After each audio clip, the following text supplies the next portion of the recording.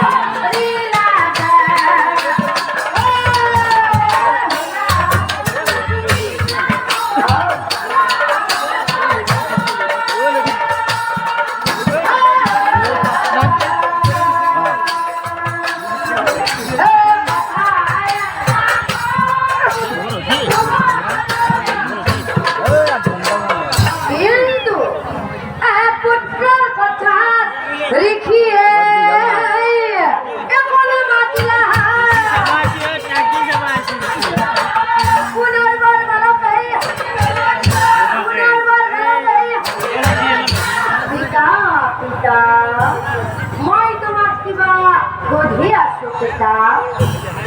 পিতা মোক বাৰু তুমি তালৈ দান দিবা মোক বাৰু তুমি তালৈ দান দিবা আই বাৰু